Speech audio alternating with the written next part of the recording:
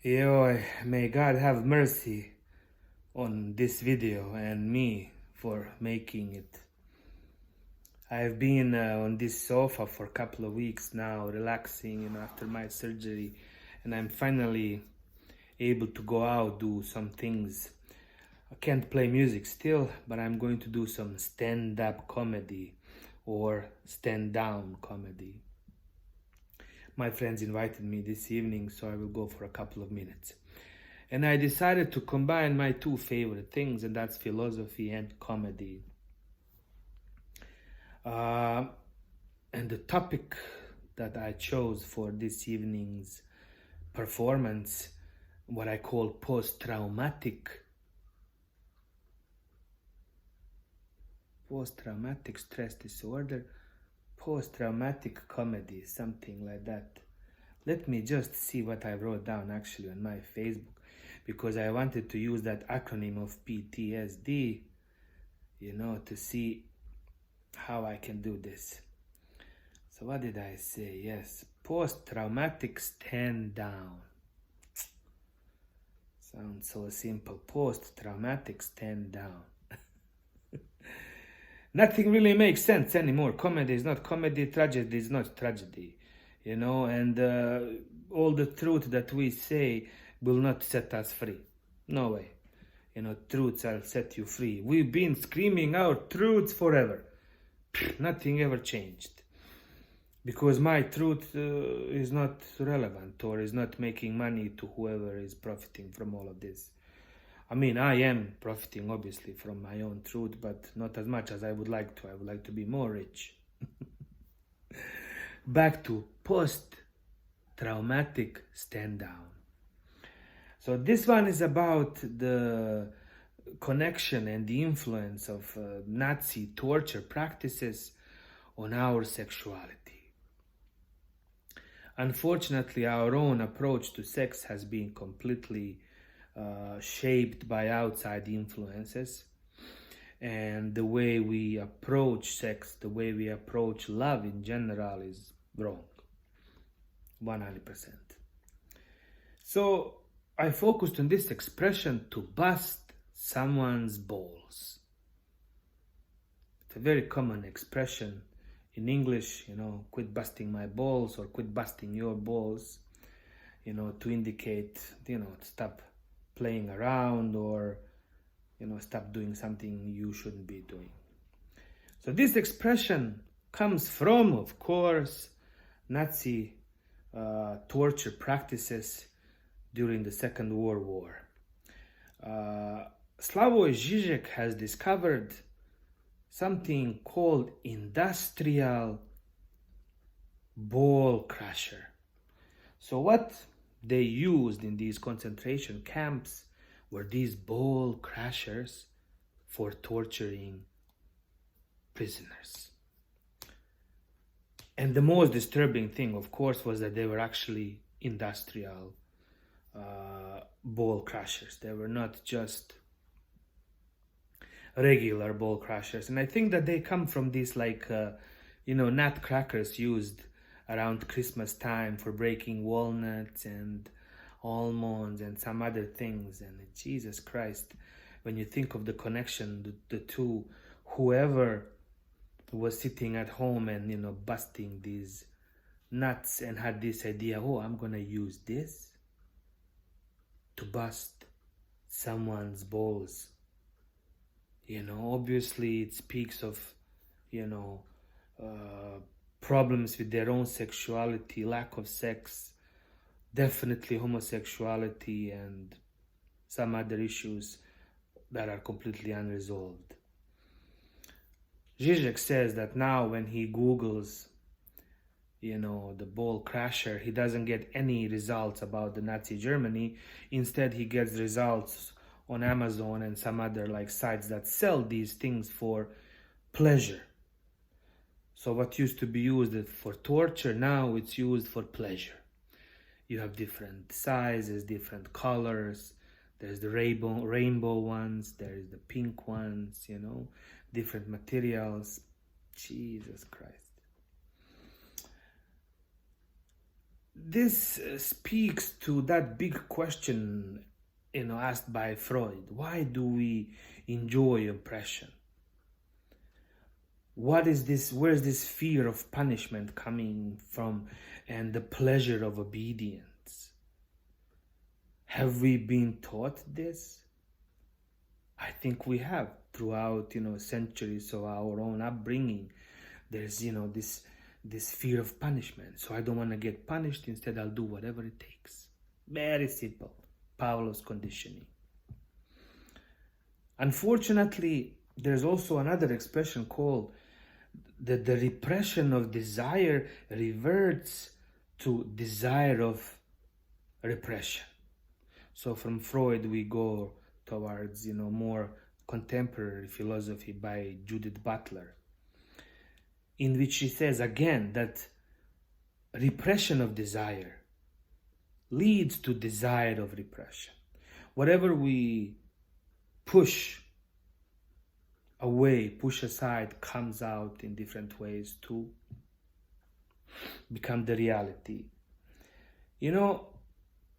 Enjoyment is impossible with everything that we have and then we have been conditioned. True, pure sense of enjoyment is impossible. We don't know how to enjoy. But it is also impossible not to enjoy, because our enjoyment then comes from the very rituals of prohibition. So then we enjoy things we shouldn't enjoy by doing them. This is why we engage in cheating. This is why we engage in prostitution.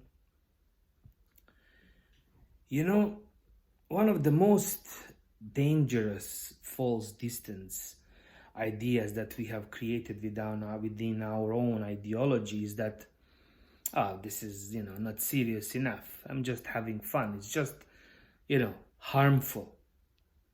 It's not serious, but it is serious. And it is more serious than we can imagine, because these little things that we do have ripple effects, whether that's, our marriages or our economy or oppression of others.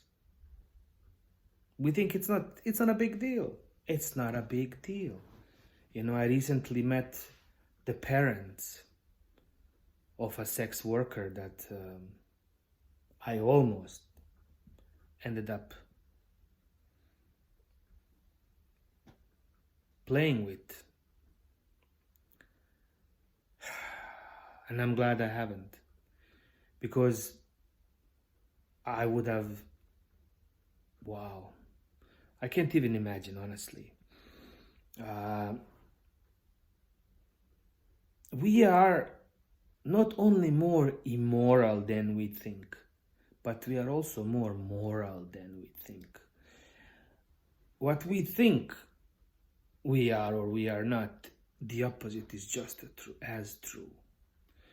So the problem is that a lot of us sit on these high horses and we think, no, I would never do such thing, or I would never do something like that. But the reality is that you would, given the circumstances, and you have in a different body, in a different, in a different mind, because we are all one, obviously.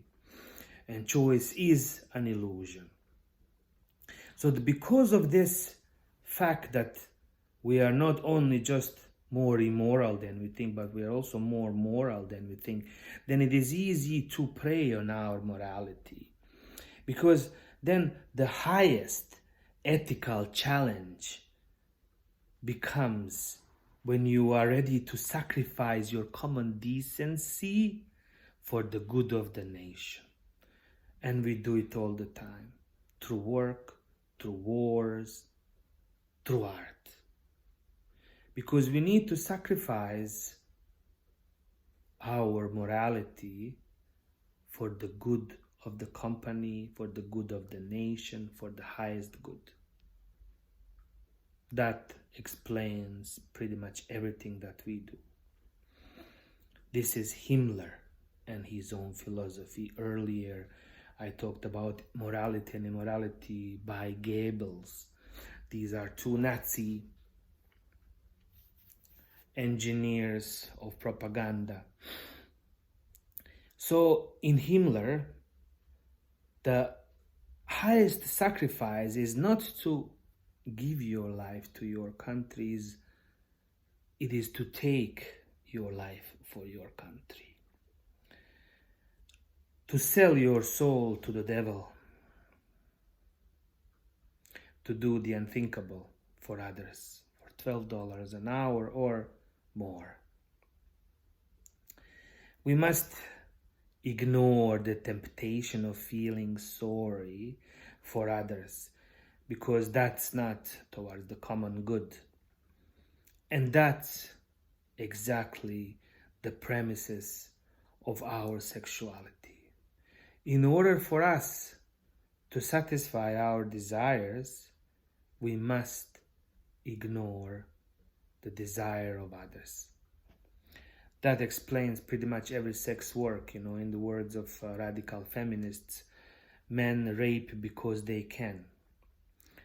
I think that men do that because they are conditioned to do that, because they don't know how else to deal with their own insecurities.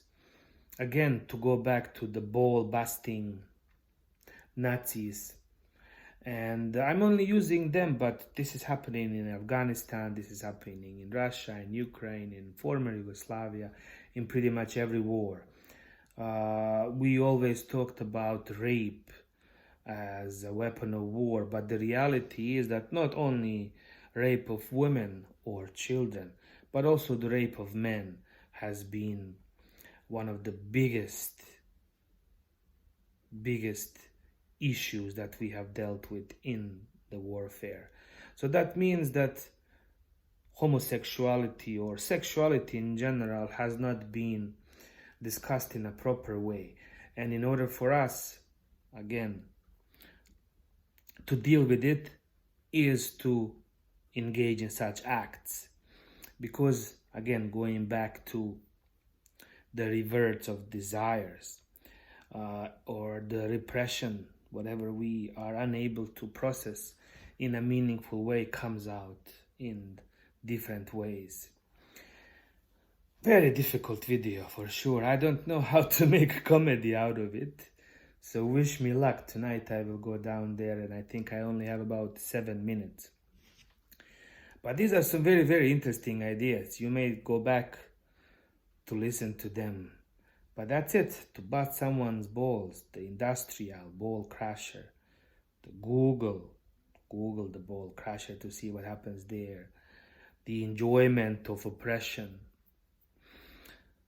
There's a joke in sadomaso community in which a masochist says to the sadist, "Oh, please punish me." And that sadist says, "No." There is that fear of punishment which leads us to the pleasure of obedience.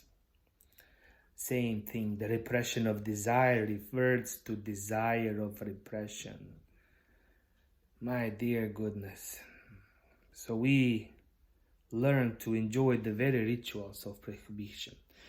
Because we cannot enjoy what we want, we end up enjoying what we don't.